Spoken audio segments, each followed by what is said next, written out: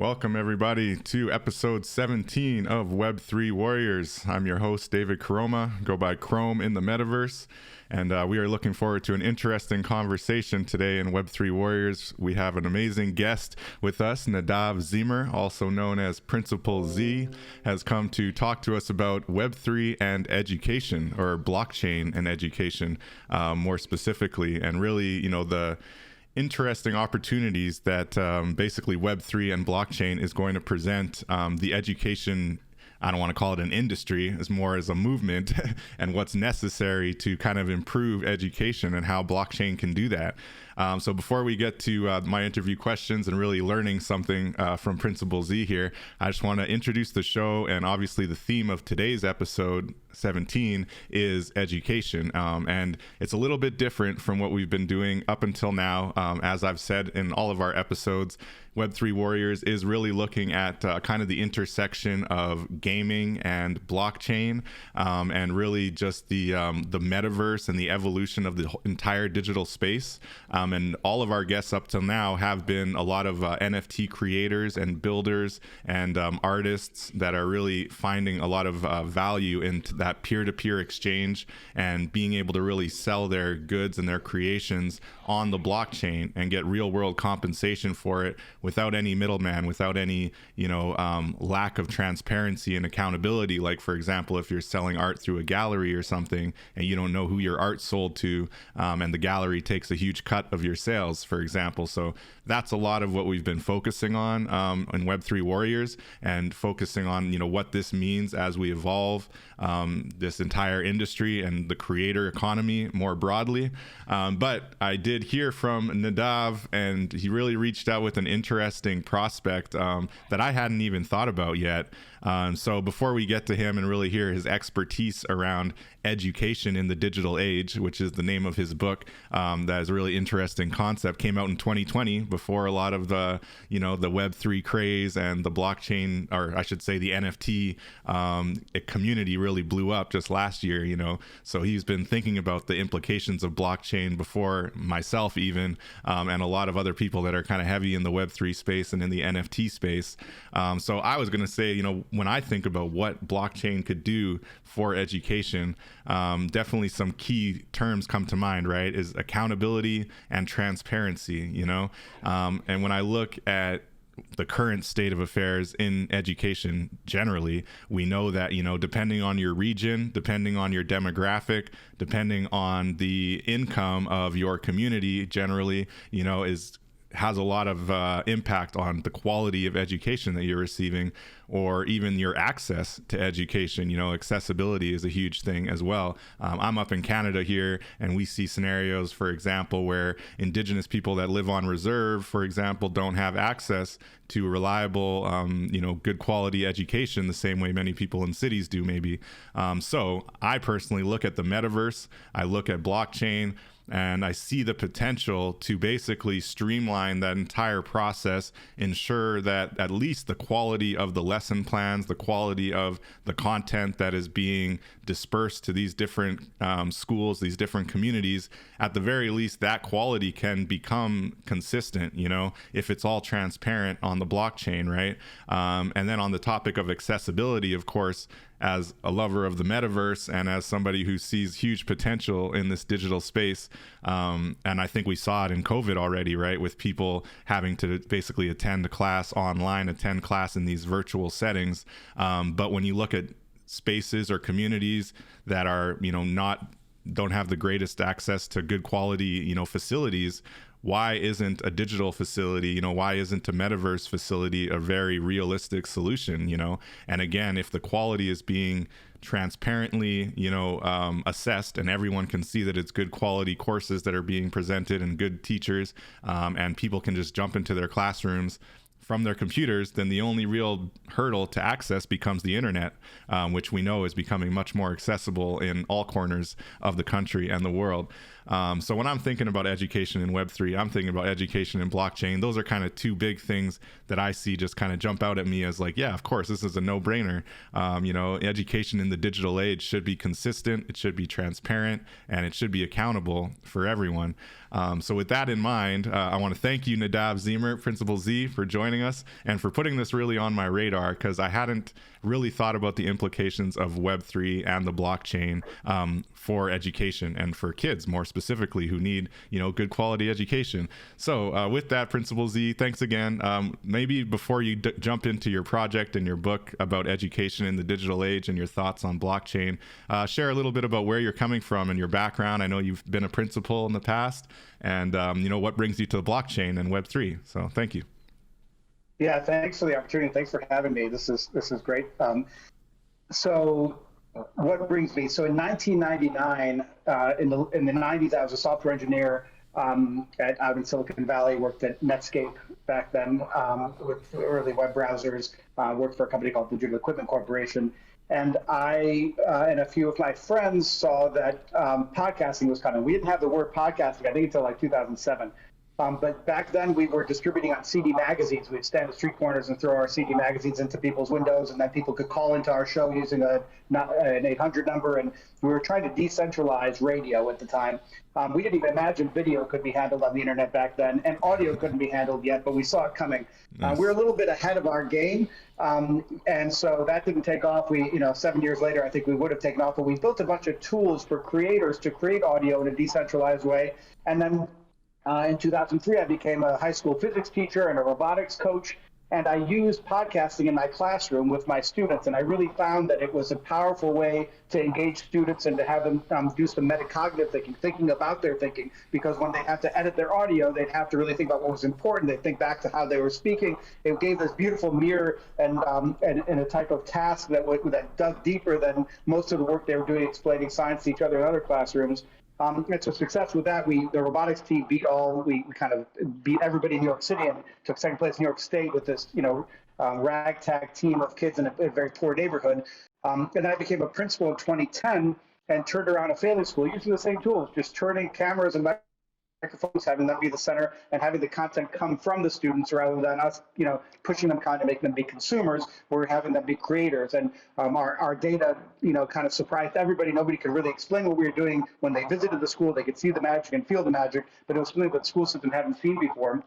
And then just very recently, a couple months ago, in March of this year, of 2022, I finally resigned from my post as a principal to work on high school credit full time, which is the name of the app that has grown out of the book that I wrote in 2020. I wrote it actually in 2019 while living in Japan. So that's how I got here. And before NFTs existed, it took me a lot of words to explain what I'm doing and why this matches with education. Now with NFTs, it's so people really get the concept so quickly. Nice, no doubt. I could see that. So would you say maybe when you look at those schools that you helped out, you could almost say you were decentralizing the authority in those schools? Yeah, I think about it in terms of inversion. So instead of the teacher having the right answers and having the information that then they pour into the students and that we measure what comes out, the students were going home and the homework they were doing was answering questions that they were asking, not questions. And so the source of the questions was coming from the students. And so that is a decentralizing the classroom. And it's an inversion of the classroom, which is really what I talk about in my book, where the students learn to be creators rather than consumers. And I think in a digital economy, that's so important. That's what it's all about. That's what we're looking at Web3 Warriors, is really the creator potential and creators being compensated more fairly than possibly ever before in history. So we have a real opportunity here with this digital renaissance, Oh, so true. And no matter what business you go into, if you can digital literacy used to be on paper and pen. Now literacy is audio and video. And so if you're literate as a digital producer, no matter what company you go work for, they could use you because they need their social media. They want to take advantage of this decentralized platforms, but they need these young people to be literate in how to produce video and how to produce audio in a way that engages an audience. So you don't even have to produce content yourself as NFTs or anything like that. You just have to have a job. And every employer, especially small businesses, are going to be hungry to have you if you know how to use these tools and express the company's mission on social media platforms. Yeah, no doubt. And I think we're seeing that with the kind of crazy over-evaluation of influencers and the idea that they get paid astronomical amounts of money to boost these businesses, It's like an entire marketing department. Absolutely. Right. So they created a new form of capital, which we used to think that was impossible. The capital from being money in factories and the what we used to think of as capital. Now we have social capital. And if you think about it, where does social capital come from? Social It media. comes from social media. You got it. So media creates capital. Social media creates social capital. So the idea behind high school credit is academic media is going to create this new thing called academic capital. And I myself truly believe that the way we have GDP now for the industrial economy to measure the output of our economy, I think academic capital is going to be how we measure economic outcomes in the digital age. Which students Wow. are producers rather than consumers? That's going to help us be a leading indicator for which communities are ready for digital profit taking. Academic capital, I like that. I've heard the concept of like a happiness capital as well, right? Replacing the GDP, and like, you should be gauging your country on how happy everyone is instead of how much money your country has. Right, exactly. So there are so many new forms of capital coming. Exactly. We're really focused on measuring is content coming from your attention and your effort through your phone out to the world, or is your phone capturing your attention and taking advantage and to monetize for somebody else? So is your attention getting sucked into your phone and out to others who are monetizing it, or is your attention being used and your phone being used to produce something so you capture other people's attention and then the money's coming towards you? And that's really what we're measuring, is how many people in a certain community are able to produce media rather than consume it, and just the flow of attention. It's really about an attention economy. Everybody's fighting over human attention. So if we can measure the flow of attention and people's skill set relative to that flow, I think we can start measuring economic outcomes as a kind of a leading indicator for economic outcomes with economic capital. Wow, I really like the way you frame that, as far as, on one hand, yeah, the attention is the main capital these days. And then the fact that we have all these apps and companies basically putting so much energy into sucking our attention out in order to monetize it and sell it to the highest bidder, or sell it to the ad buyers. Meanwhile, the digital revolution, the Web3 revolution that we're taking part in and see on the horizon, is really, like you say, taking that ownership back into yourself, maybe realizing how much your attention is valued, how much your attention is actually worth money. Facebook, it might look free on paper, but that data is not free, and you're giving it away for nothing, and they're making a lot of money on that data. So now with Web3, we can take that back, own our data, sell our own creations on the blockchain, and actually reap the benefits of our own attention that we are creating, and a community that we're fostering together, right? So it's just a beautiful thing to push back against that kind of really parasitic kind of relationship that's really just sucking your data and your attention and really giving you nothing back for it, really, except for like some momentary, excitement or whatever the case may be. Yeah. Right. It's so true. And imagine if every high school was teaching kids the value of their attention. And then you start looking into how hard is it to focus our attention and how many things are sucking our attention, right? And it starts bringing tools like in my school, we used a lot of mindfulness practices, because young people that, it's kind of, the platforms really trigger your emotional, things that get you angry, things that get you riled up is how they suck your attention in. And so if you can learn how to manage your attention, if you learn how to breathe, if you learn how to center yourself, get below your head into your body starts giving you cues. So those are the kind of things that we're looking forward to teaching in high schools once we understand the value of attention. And it's really important, because all these digital tools, whether it's AI or social media, all these things, it could continue spreading and make a few people very wealthy and the rest of us kind of slaves and letting our attention get sucked in. Or we can use AI to be a tool for ourselves, and it really depends on education. If our citizenry is educated enough to understand the value of their attention, they will take advantage of Web3 and take over their data. But if they don't, they're going to let somebody else hold their keys. They're going to let somebody else hold their data. Even if the tools are there for them to hold their own data, they won't understand the value of that, and they won't get the value proposition of their attention. So it really matters that we educate our people so they can take advantage of Web3. Otherwise, we're just going to recreate the same industrial economy in a digital form. That's the scary thing we're trying to avoid, right? That's a big part of why I'm doing Web3 Warriors. I'm really trying to just show the value in this opportunity that's in front of us. And like you say, the institutional money, the big businesses, we already see Facebook change their name to Meta for obvious reasons, so they're making their moves to get in there. But as of right now, if we build out our own spaces, we create our own economies essentially, right? Like little micro economies. Right. And now your attention, when you're selling something, you're selling, digital asset, music, artistic, whatever avenue you've gone down, and you're selling it for 90% profit going back to yourself. And more importantly, you're selling it direct to your community. So there's no middle person anymore. There's not like the, lack of personal connection. There's actually a whole new way of kind of experiencing commerce, really. It's exciting. Yeah, I can't agree with you more. That the dystopian future is that the superpowers of the future are going to be corporations, right? They're not going to be countries anymore. Facebook has more citizens, so to speak, than any country in the world. Right. And the CEO is a dictator. They're not elected, right? Capitalism and markets are decentralized and meant to be democratic, and democracy is meant to be democratic, but more and more things are centralized and the power is at the top. And the only way we're going to fight that is with this technology, but it's not inevitable that it's going to go that way. It certainly can go toward the CEO and people just confusing the CEO culture with decentralized market forces, which they're totally not the same. And again, it's education, but it's so important that we understand the value of democracy, the value of market force to let them govern.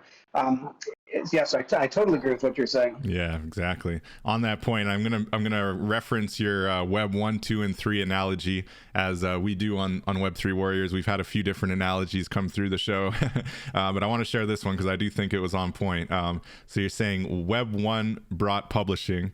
Web 2 brought sharing, so download and upload, whereas in publishing, you're just downloading. And then Web 3 now is bringing ownership, which is downloading, uploading, and actually owning the property in the digital sphere. So I really like that. Do you want to expand on that a little bit, and just how does that play out in the classroom? Exactly. That's what I want to expand on. How does that play in the classroom? So people talk about high stakes tests, right? Yeah. Well, what's put at stake? What is high stakes test? Well, it just means that it kind of does violence to kids based on the 4-hour exam that's supposed to capture 12 years of their learning. What we do at High School Credit is we actually put stakes back in high stakes, meaning that students actually have to put something at stake. So let me explain what that means. Instead of taking a class, and at the end you have a final exam, and then you find out if you pass. We invert that. We put the high stakes assessment at the beginning. So a student has to show up and have skin in the game and say, hey, I read these books, I studied this content, so here's the stuff that I read. They have to submit kind of a bibliography of what they've studied. That's putting content at stake. And then they have to create a task or take a task from their teacher, and before the teacher approves for them to even start the learning process. So what we're doing is we're screening at the front end, saying who is willing to put in the work to be a creator, and only have those people come in. So we're not going to waste your time when you find out at the end that you failed. We're having the students put something at stake in the credit. So to create a credit, the old model is the teacher pushes it onto you. Here, the students have to pull a credit into existence and say, I want this credit, here's the work I've done to get this credit, and now I want to start the learning process to dive deeper and make a video about it. But so that's the inversion, is that we're having students put work at stake to pull a credit into existence rather than the other way around. And that's how it starts looking in a classroom, is that students lead the journey by initiating, and then the teacher works as a coach to help guide them along the way. The other piece is that students get to choose how they're going to be evaluated on our platform. So we have a database of skills. Each skill has an assessment rubric of how it's evaluated, and the students say, hey, I want to be evaluated, I'm going to demonstrate these skills in my piece. And so they're telling us how that we're going to evaluate them based on common evaluation metrics, whether it's advanced placement or SAT type standards or New York State standards, right? We take those standards and convert them into a skills database that then the student tells us how they want to be evaluated. And then we have credit experts that are paid $150 an hour on the platform to evaluate incoming pieces based on those skills. Wow, that's quite the process.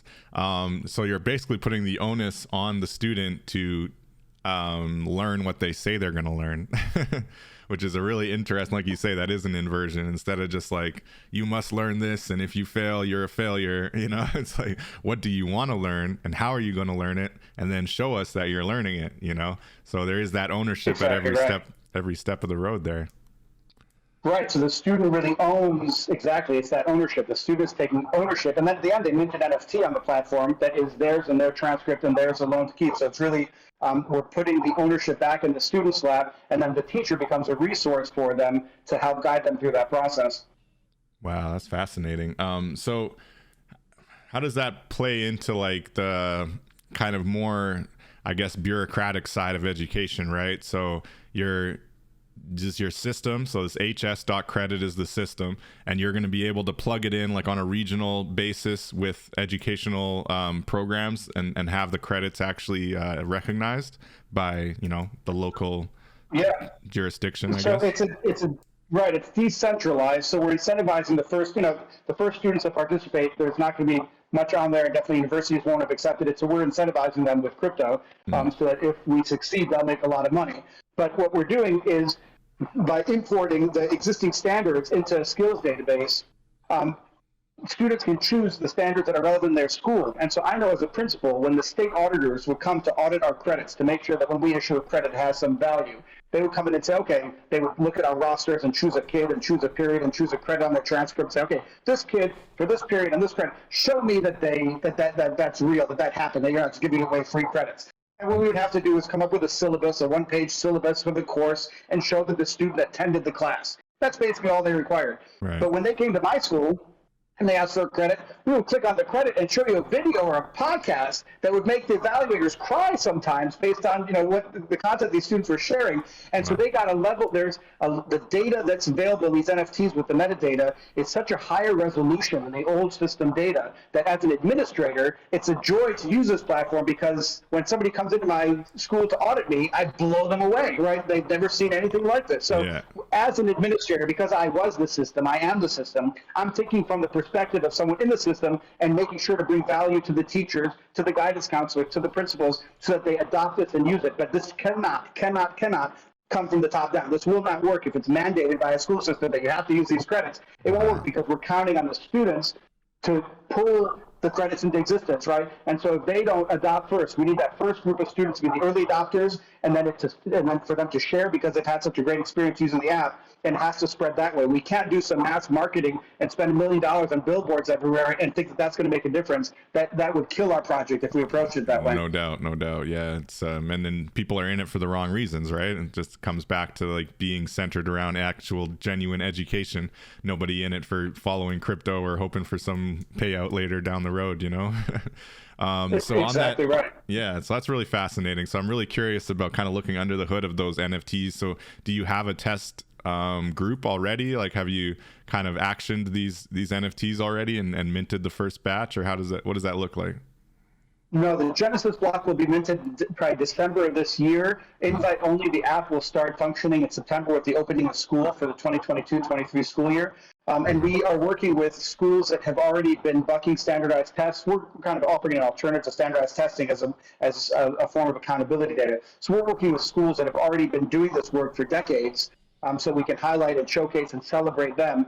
And so there will be a core group of students that are selected from the schools that we're working with that will mint our Genesis block, and they'll have rewards with that. And then based on their feedback and experience, we'll start adding to the platform. It's a little tricky because on the platform, you want to make sure that you add the right number of students and the credit experts who evaluate. Because if somebody comes onto the platform as an educator to evaluate credits and they're told they're going to make $150 an hour, but they only get one piece to evaluate every 6 months, that's not going to work. Right. Or if a student comes to the platform and puts a piece and it takes 6 months for it to be evaluated, that's not going to work. So we have to make sure the communities balance each other out, especially in the early days when each new member has a heavy weight. So it's going to be kind of invite only at the beginning. And then as we expand and individual, the number of users that can join today won't affect the balance too much. We'll be able to open it up more and more. Interesting, right? So it seems like, I mean, with any new project in general, but even on the blockchain where we always highlight and emphasize decentralization, you do have to start with a kind of very managed and controlled kind of almost testing round, right? Or you said the Genesis round. Yeah. So we are very centralized, right? It started with me in a book, one person, and now we're 30 people in a company, and it's going to increasingly decentralize over time. But like any project, you start centralized and you slowly start testing your measures for decentralization and getting out further and further until you have. Until I can disappear and we can disappear. The funding starts off with a nonprofit that pays those credit experts. But then over time, as we get more data, we're really a data company. And so we sell the metadata to school districts, universities, any kind of group that wants to analyze which communities are generating these types of project-based credits. And once So they subscribe annual subscriptions to get an API to access our data. And as we get more subscriptions, the nonprofit will start to shut down. And the goal is at some point that the data, the people subscribing to the data will be enough to fund the credit experts who evaluate the data. And that's the main revenue stream after. But at first, it's all nonprofit and relying in addition on, to the crypto, relying on right? some So we have donations. a coin that incentivizes. Yeah, the coin incentivizes students, and for the educators, they get cash up front that comes exactly from the nonprofit switching over to subscription basis. And with the coin So the free incentivizing version students, of the app, but if the coin only exists to work as a function of your education program, I can't imagine the coin is going to, increase in value or anything very much, right? Or do you see it, I guess, as the program's adopted more and more, it would theoretically go up, I guess? right. So how it works is students that earn the crypto is actually an anti-bias incentive. It's students that earn the credits don't earn the crypto right away. They have to put together a block of credits and make an argument that block is diverse. We use zip code as a proxy for diversity. So they have to put a bunch of credits together from diverse zip codes and submit it. And if they are the most diverse of the ones that are submitted in that 3-month period, they then get the crypto 1,000 units in their wallet every month for 25 years. So we'll have a growing community of people holding these credits, and they're all the most Web3 capable because they've earned credits and then collaborated with people that are different than they are to earn the credits. And so we're kind of investing. And so the idea is that communities that want to incentivize Web3 learning, their communities will invest in these credits to get these tokens into the hands of young people as kind of a basic income for creators that have proven themselves able to generate high quality content that's revised and researched and relevant to their community. So we're incentivizing hyper-local media, and the value of the coin will be related to the value of the media we're producing. And there's a vacuum right now in hyper-local media. There's nobody covering very local stories. So our high schoolers will start going out in the community and covering local issues, local stories, interviewing their grandparents, community members about local issues. And if the value of that media starts increasing, the value of the coin will go with it, because the coin provides a governance structure for what type of media gets approved and what the kind of our norms are for quality media.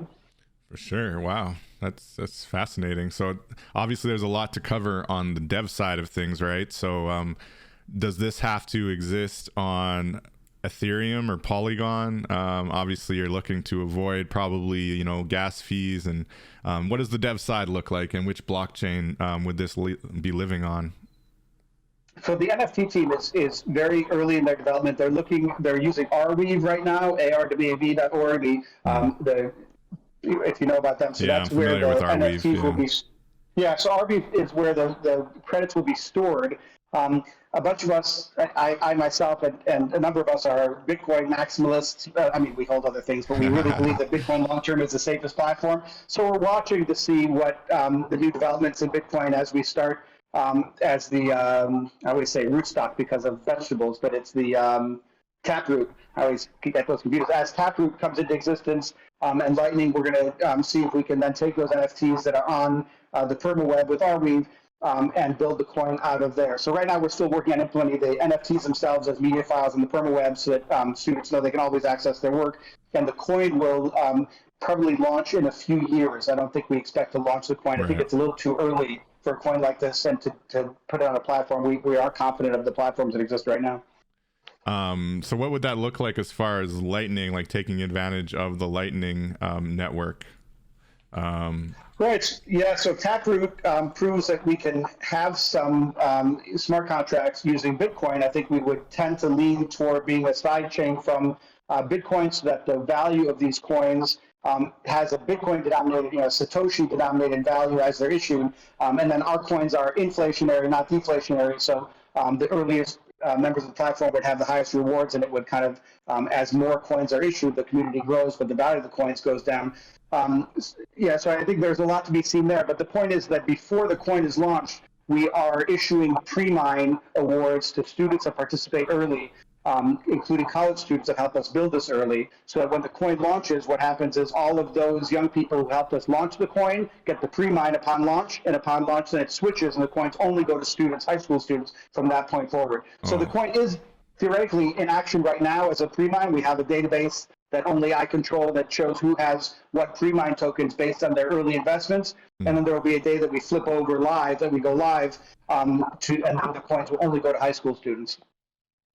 Cool. That's really fascinating. So it'll be interesting to see kind of like how that kind of rolls out and evolves over time, right?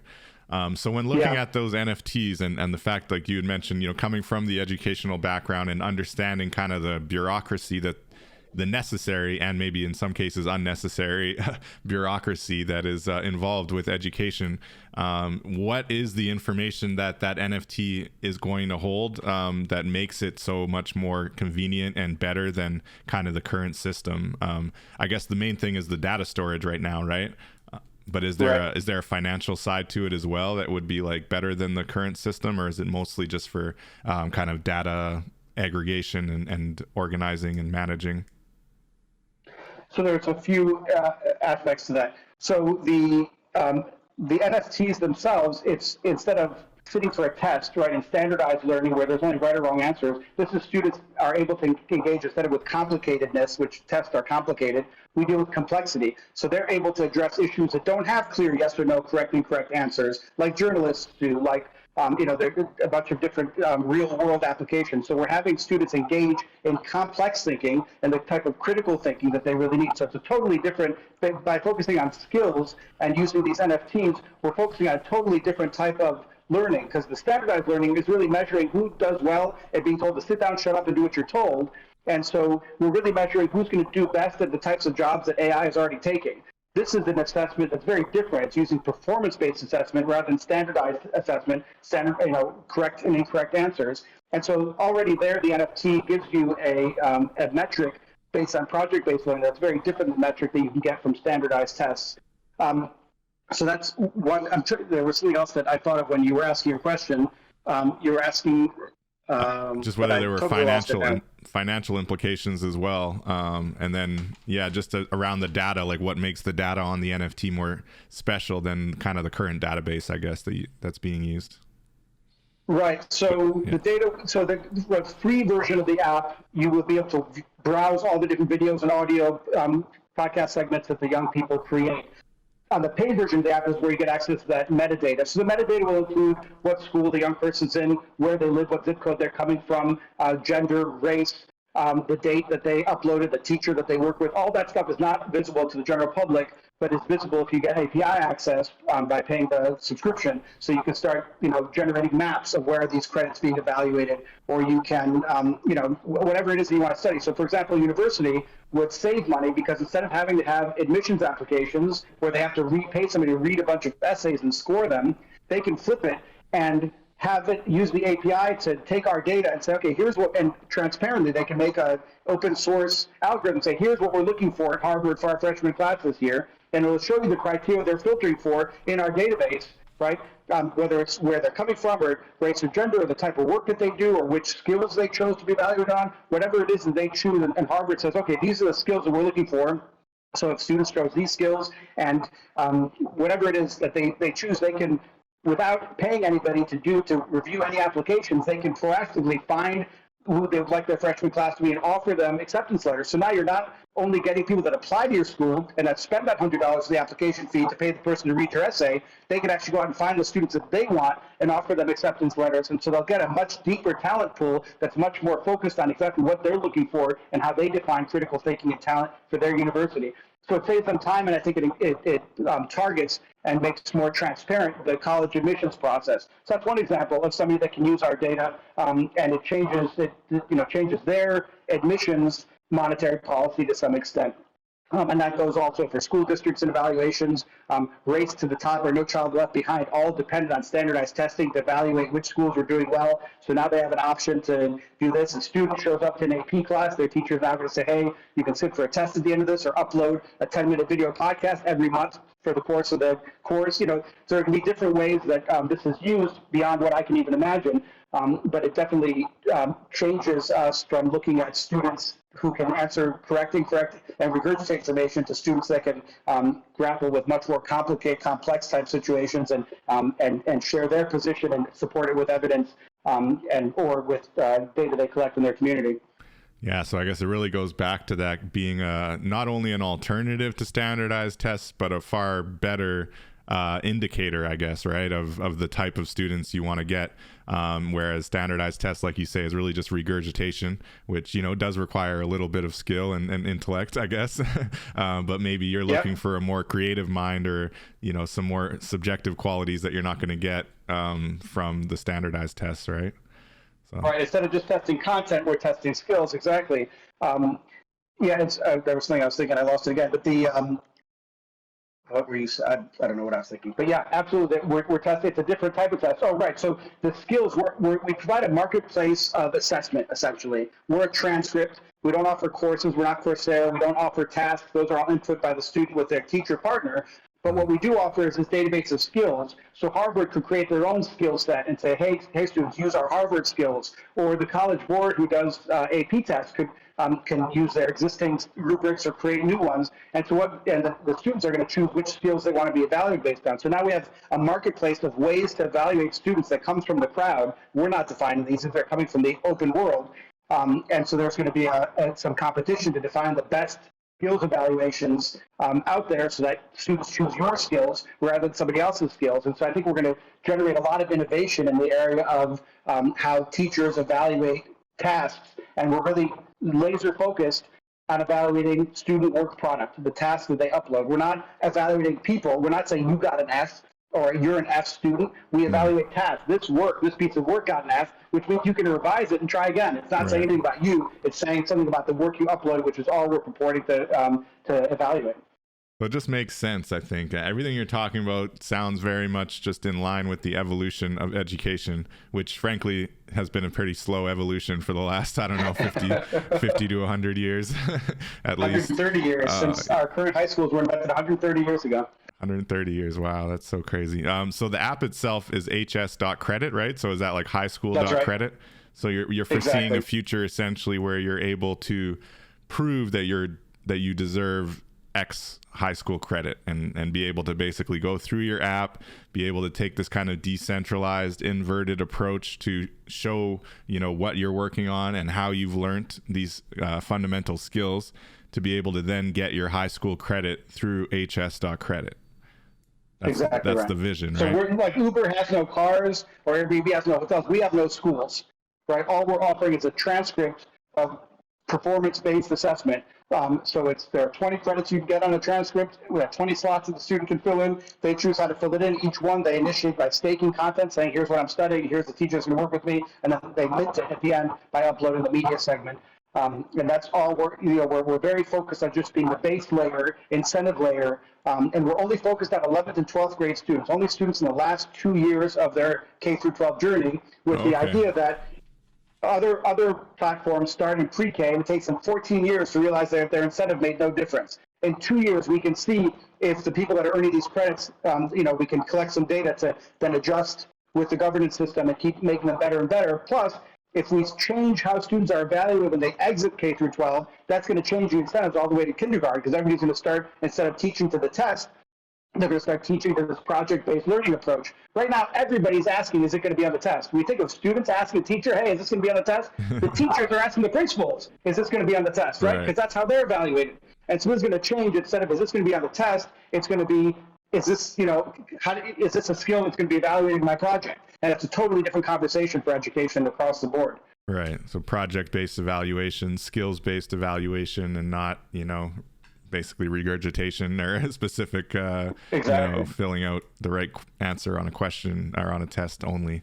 That's fascinating. Right. So grade 11, 12 students only. That makes more sense, I guess, as far as being able to streamline it. And those are the ones, they're looking at college. They're looking at really trying to find that lane, right? That career path. Right. And they can go out to the community and be reporters. We can trust them to be out in the community. They can produce high quality media at that age. But there's a lot of reasons that we're targeting 11th to 12th graders in particular. All right. So high quality video, media, content seems to be a big part. That started all of this was just because we were talking about the transcript. Sorry, just to back up. When a few of my friends and I, we didn't believe Bitcoin was ever going to be anything. And then when it took off, we had this realization that Bitcoin's just a ledger. That's all it is, right? A ledger that the politicians and the corporations can't get their hands on. And so we started thinking, what if we realized that the high school transcript is also a ledger. So all we're doing is the same thing that was done to finance with Bitcoin in creating a ledger that is decentralized and controlled by the users. We're creating a decentralized ledger of academic credits. And so I think I should have put that probably earlier in our conversation, but that's all we're doing is we're a ledger of academic capital, a ledger of individual credits, each one represented by an NFT. And what we're hoping is that the high school turns into a series of experiences that students will never forget, with each experience having an NFT minted to represent it. That's amazing. That's amazing. Because I was thinking about what you're presenting, and in many ways, almost all of it could have been done or could be done in the Web2 sphere, right? But it's that last point you just talked about as far as minting that NFT that kind of wraps everything up with a nice bow and presents it in a very consumable, like all of the relevant data is right here on the blockchain, immutable. I guess that's what really is the new kind of blockchain aspect of it, right?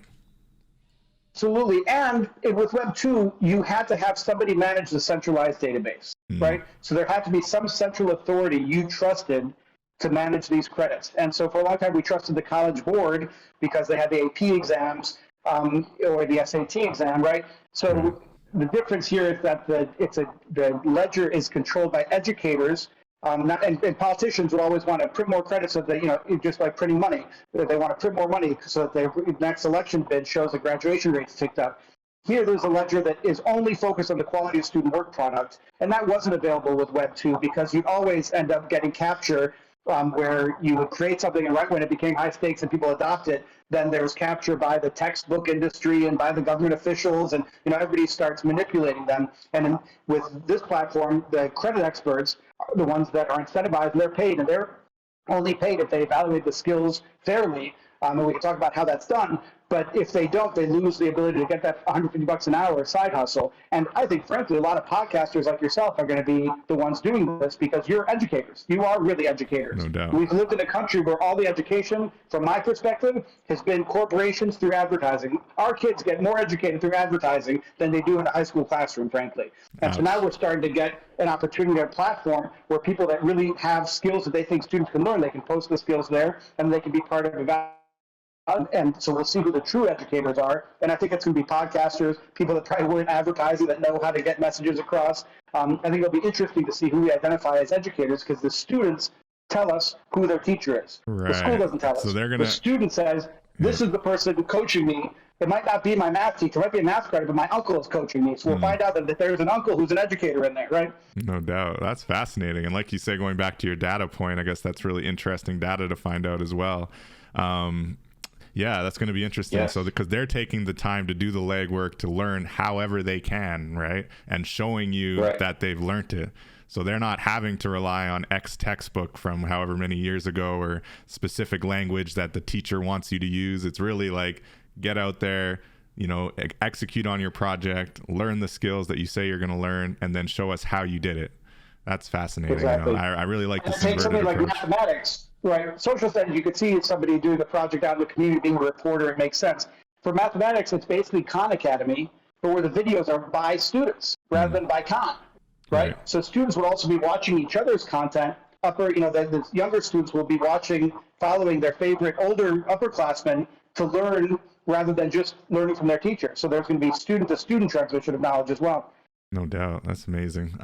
That's so cool. I got a lot of questions I could ask on that line, but I was going to ask just specifically about the data, and definitely follow Nadav on Twitter at @Zeimer, and check out his site as well at dnacredits.com. And his book is Education in the Digital Age. It's really, really fascinating stuff you're talking about here. So looking at the data side of it, and, obviously to our earlier point about kind of the decentralization and of attention, and the fact that, a lot of these corporations are getting a lot of money out of your attention, but you don't get anything back for it. It sounds like you're going to have a data component to this business, but I assume it's going to be like a much more transparent kind of clear process when you're dealing with these students and looking at that data that you get from basically having them onboard into the system. Are you concerned about any sensitivities around that, or have you thought about, down the road you get a whole bunch of this really interesting, nuanced data? Is there going to be any issues, or you think it's going to be just very transparent and accountable, so you don't have to worry about data concerns down the road?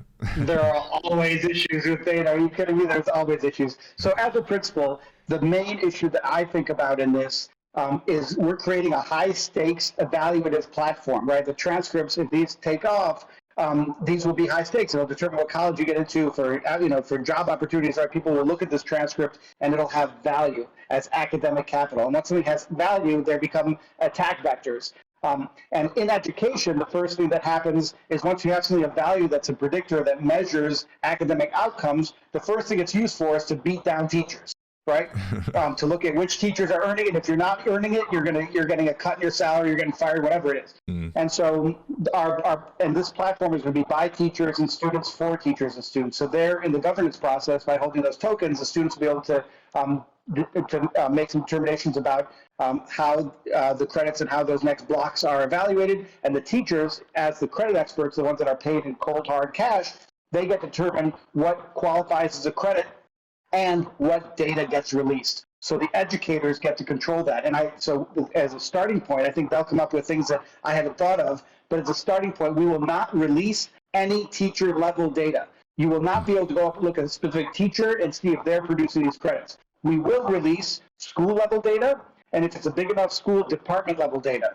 But if it's a 2-person department, that's basically the same as releasing teacher data. So It has to be 5 or more people in a department, and then we would release that data. So you can go and see, is this department earning these credits, or is this school earning these credits? But we're not going to release teacher level data because we don't want school districts to start using it to beat up teachers. Wow, that's fascinating. What a weird industry. Yeah, you right? gotta feel sorry for teachers. I mean, they get it a bit hard here, but frankly, the things I see coming out of America these days, I feel like your teachers got different levels of scrutiny. I don't know. Unbelievably impossible job. On the student side, students are disengaged because they can tell that they're being treated like, products in a factory, and there are guards outside their door, and it feels like a prison. So the students are disengaged, and so we end up having to warehouse kids instead of educate them because they're not engaged. And the teachers are at the front line of that, right? They're having to deal with, if you think about being a CEO, try to be a CEO of a company where nobody wants to work for you. Right? That's what these teachers have to deal with. And that's why it's so important that we invert the classroom so the students are pulling the credits into existence and requesting the coaching of the teachers rather than it being forced down and pushed onto them by the teachers. Teachers' jobs are impossible. And administrators' jobs are similarly impossible because they try to protect their teachers. And there are all these forces above them that don't really care about anything other than getting reelected. And so then you become these, proxy for the elected officials and trying to protect your teachers. You get pulled in all these different directions. It's a complete mess right now. Man, it should not be such a politicized system. That's horrible. Oh, man. But they didn't have a choice in the past, right? In the industrial system, you needed somebody. And so the state stepped up to manage this. And so it worked well when it worked. And when we needed robots for factories, it worked well teaching the 3 Rs. The only issue is that now the industrial age is over and we don't need, we have robots to be robots and we don't need humans to be robots. Right. Wow. That's crazy. Yeah. I don't know. I don't even know what to think about that. So when looking at the teachers though, are they responding well to this concept? Have you pitched it to a lot of teachers in the current system, and what's the feedback been like? So I'm working with 2 retired administrators right now on the team. We have a pretty small team. We're growing quickly. I'm in the process of onboarding 15 interns right now.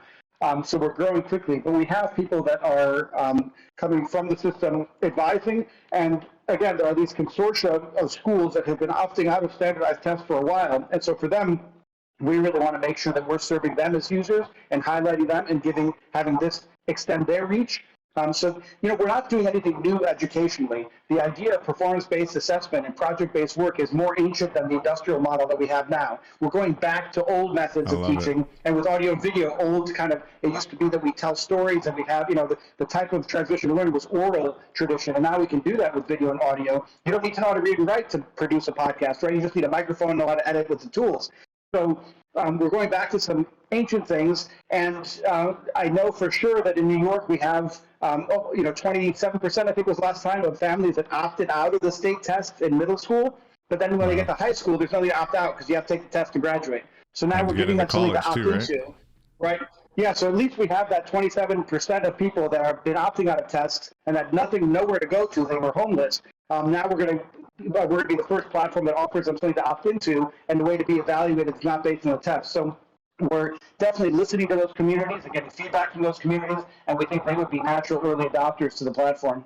No doubt. So to be clear, essentially what you're doing is seeing that there are people rightly criticizing the standardized tests and their validity, and then filling that gap for those who say, no, like, we refuse to do these standardized tests because they're just, not fairly, really evaluating our children, So would that be accurate that you're kind of filling that gap? And are there other, apps or digital kind of platforms trying to fill that gap? Is it something you see having some competition because of this movement away from standardized tests? Or is it kind of, you guys are really the first kind of avant-garde?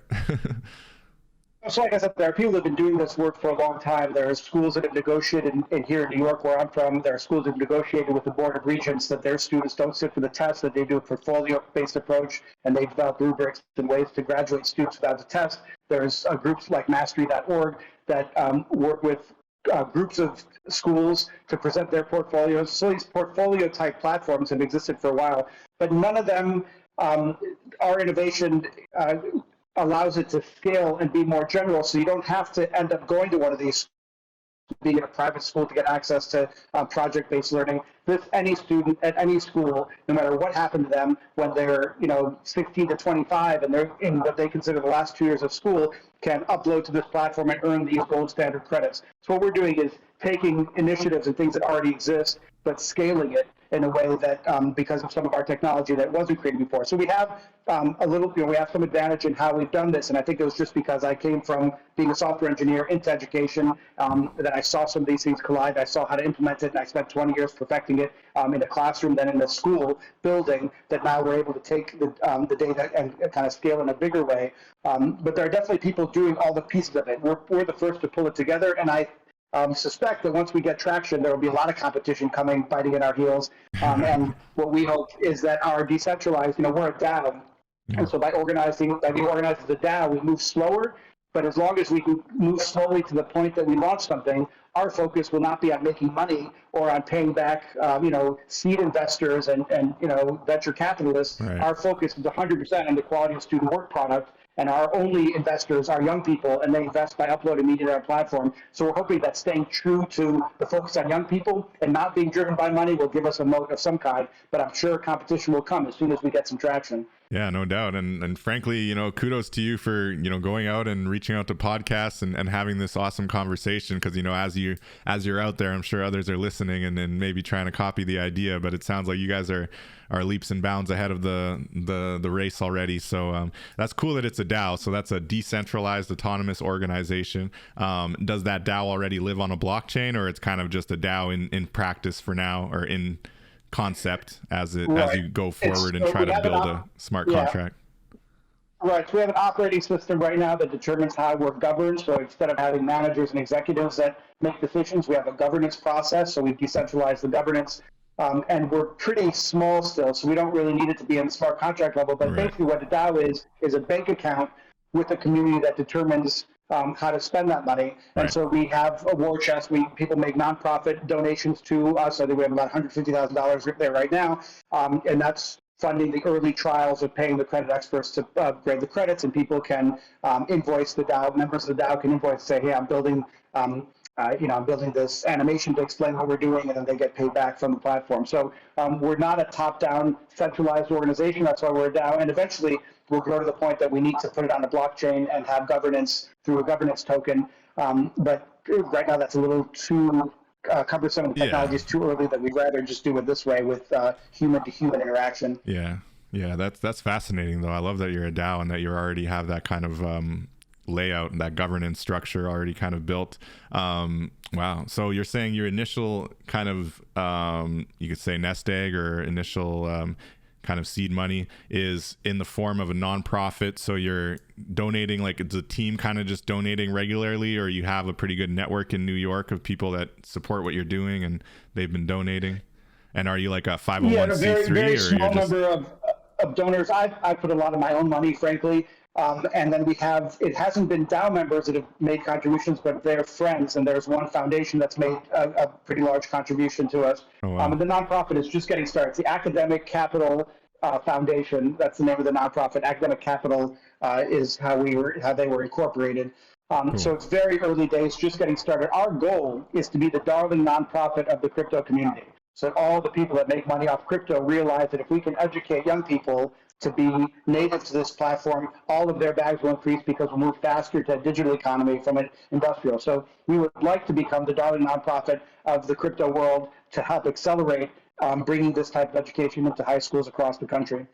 Hey, I'm all for it. I think there's a lot of NGOs wanting to be the darling nonprofit of the crypto world, but I think education is the most deserving of those potential, nonprofits out there. That's really amazing. It's the highest leverage play, because if you can, if in 2 years you can incentivize a young person to gain the skills. I know a lot of projects in Web3 are looking for talent, and there's not enough talent. They're all begging me for which students can code, people come to me begging for talent because even we've had the issue, we've delayed developing the coin because we just can't find blockchain engineers right now. They cost too much. Yeah. Those devs are expensive for sure. And when looking at your curriculum, then, is that something you're definitely prioritizing, is coding and really raising the next devs? Is that something that's a big part of the program?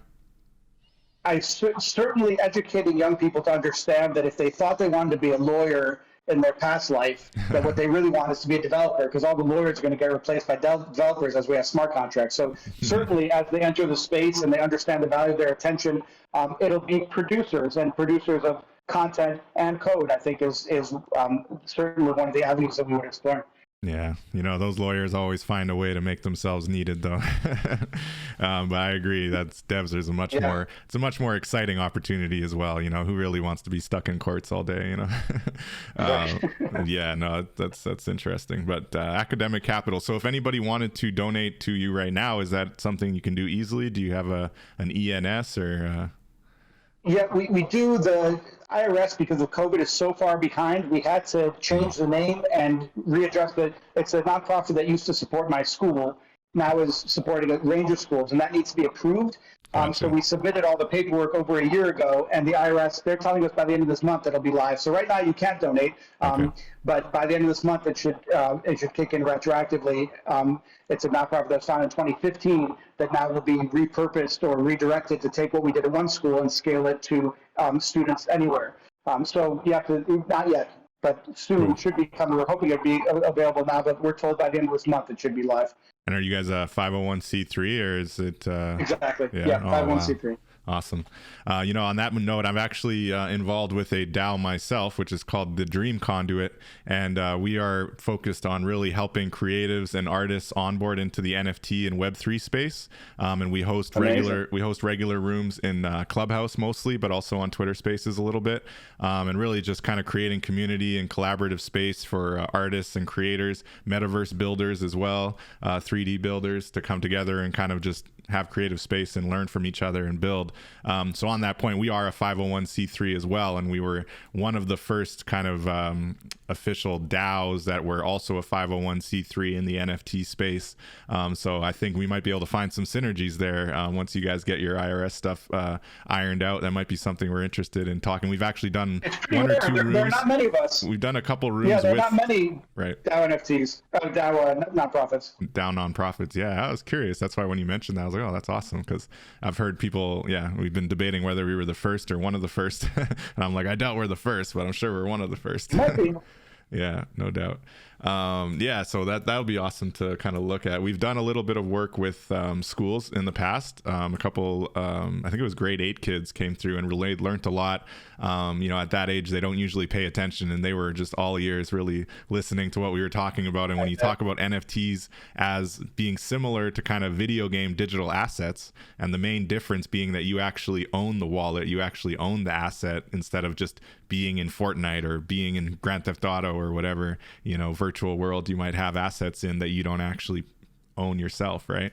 And that kind of fascinated them. And they also, of course, have been hearing about all of the FUD about NFTs and whether it was bad for the environment or a bunch of scammers, just trying to take your money. So I really love this kind of conversation that's really grounded in the technology, especially in a week like we've had this week with the crypto markets definitely on a downward trend. And a lot of people think they're going to continue on a little bit of a downward trend for the time being. How do you think, when you look at Web3, you look at the technology, it's very clear, you've got a good concept of Web 1, 2, and 3 and the evolution and what that means. And I was mentioning to you earlier that I see it as a decentralized evolution, right? So in Web 1, we had information being decentralized. Everyone could get information all of a sudden, right? And in Web 2, we had media being decentralized, and everyone could kind of be their own media platform now, and people could get information from different media platforms in Web 2. And now with Web 3, we're seeing the finance be decentralized, and we're seeing ownership really being decentralized in this digital space and being able to send money around the world all over the place without having to go through old institutional banks that would steal your money and take exorbitant fees. So in that line, it's the technology that matters really more so than any one transaction, any one price of a coin or a Bitcoin. You referenced loosely being a Bitcoin maxi. So I'm just curious, looking at this space, looking at the nonstop, the inevitable evolution of technology, at a time like right now with the crypto markets maybe on a downward trend. How do you see the space evolving, and is this good for your project?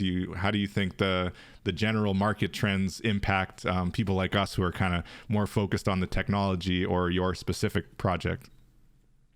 Right. So if you look at 2017, when we had the ICO boom, and then the winter, the so-called winter that came after that, the winter is where all the development happened, right? So my experience is when number goes down, is when people get to work, heads down, and actually it gives time for things to actually get developed properly instead of being a rush, and everybody, all the craziness dies down, and people can do the deep work that's required to actually innovate and launch projects that have some, testing. Right now, when number is going up rapidly, there's no time for testing. Just get it out, right? There's all this crap that comes out. And then the crap gets washed out in the crash. And so I think the crashes are actually where things get washed out, where quality emerges, and where developers have time to focus and do the work. So I actually look forward to these downturns. And I think the longer it lasts, the deeper the technology we'll build will be. So when we come back with the next one, our tools are stronger, better, deeper, more interesting, more innovative. So number go up, doesn't matter. I'm a long-term holder, so I don't worry about the short-term cycles. And I think that we're about to go into a phase of deep development and innovation that's going to come out of these next few years. Good stuff. I love it. I'm looking at it the same way. I just say we keep building. I personally love the metaverse, as anyone listening to my podcast knows. We're looking at really pulling gamers into the space. And so when I look at the price falling, I look at the bar of entry falling, I look at the price for metaverse lands falling.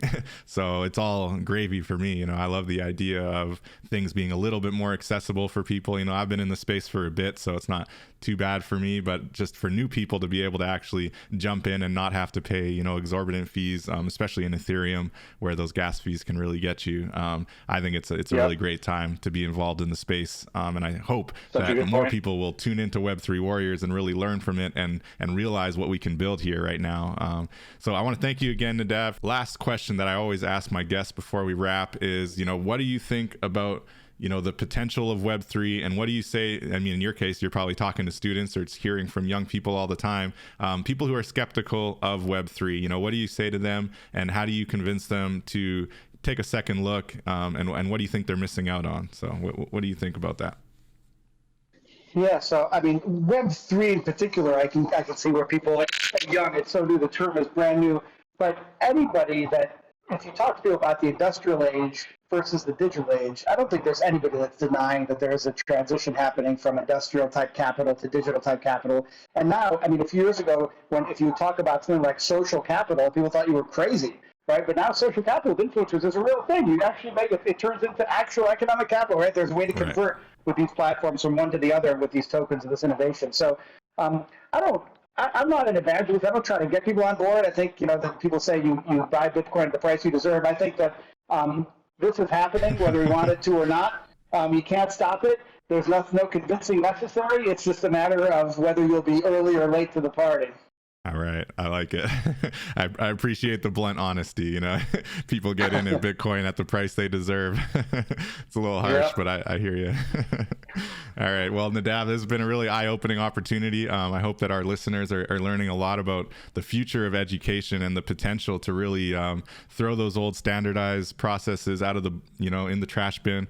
Let's replace the old centralized top-down system with an inverted system that really emphasizes the learning of the students. I liked what you said about the fact that that's an ancient practice, right? Skills-based, project-based learning is the way that humans have learned since antiquity. So maybe it's important for us to actually go back to that, So that's amazing. Did you have anything else you want to add? We have a lot to learn from our indigenous brothers and sisters about learning. They will teach us in the oral tradition. There's a lot of good reasons why we should use video and audio rather than written from their perspective. And so, going back to ancient practices. I love that you picked up on that. I did. Yeah, I love it. And I learned a lot from indigenous brothers and sisters up here in Canada as well. In Manitoba, where I'm at, is a lot of cultural influences from our indigenous brothers and sisters, and oral traditions are just as valuable and just as important as other traditions. So definitely a lot to learn from that. The oral tradition is an experience. That's why you don't write it down, because you have to experience the transmission of knowledge from generation to generation. You can't just pick up a book and do it by yourself. It's a community activity. And I think I look forward to these tools bringing us back together as communities, engaging in experiences together, not just separating each other and going to text. That's beautiful. Imagine that, right? Schools that actually build up community and bring people together and make them feel proud of themselves and learning in a productive way that shows their skills and their passion, It's beautiful. Awesome, Nadav. Well, that was a really amazing interview. I want to thank you again for joining us on Web3 Warriors. Definitely keep us posted on the progress of your project. We'll be happy to have you in later once your coins are live and your project's more, hitting the pavement. So hopefully you'll keep us posted. Thank you so much. Thank you. I appreciate the opportunity. All right. Thank you so much. Appreciate it. And until next time, we'll catch you all in the metaverse. Take care.